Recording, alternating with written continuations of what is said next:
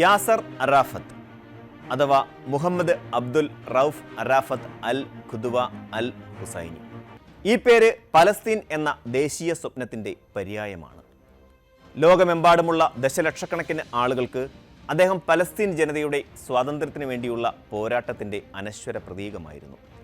എന്നാൽ പാശ്ചാത്യ ലോകത്തിന് അദ്ദേഹം ഭീകരപ്രവർത്തനങ്ങളുടെ സൂത്രധാരനും വിഭജിക്കപ്പെട്ട ഒരു വ്യക്തിത്വവുമായിരുന്നു.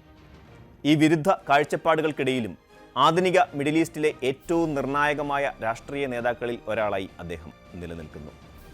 ഇസ്രയേൽ പലസ്തീൻ സംഘർഷത്തിൻ്റെ ഗതി നിർണ്ണയിക്കുന്നതിൽ അരനൂറ്റാണ്ടോളം അറാഫത്ത് വഹിച്ച പങ്ക് അതുല്യമാണ്.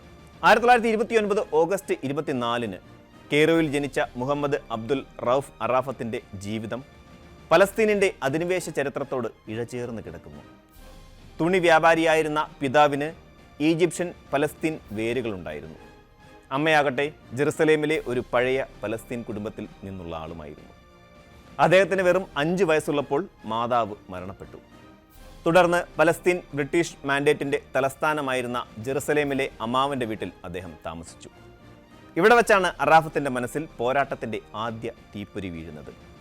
തൻ്റെ ബാല്യകാലത്തെക്കുറിച്ച് വളരെ മാത്രം വെളിപ്പെടുത്തിയിട്ടുള്ള അറാഫത്ത് രാത്രിയുടെ മറവിൽ ബ്രിട്ടീഷ് പട്ടാളക്കാർ തൻ്റെ അമ്മാവൻ്റെ വീട്ടിൽ അതിക്രമിച്ചു കയറി കുടുംബാംഗങ്ങളെ മർദ്ദിക്കുകയും ഫർണിച്ചറുകൾ തകർക്കുകയും ചെയ്ത സംഭവം മറക്കാനാവില്ലെന്ന് പറഞ്ഞിട്ടുണ്ട്.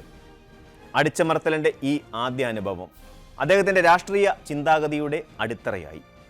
4 വർഷത്തിന് ശേഷം കെയ്റോയിലേക്ക് മടങ്ങിയെങ്കിലും പിതാവുമായുള്ള അകൽച്ച അദ്ദേഹത്തിൻ്റെ സ്വഭാവത്തെ സ്വാധീനിച്ചു.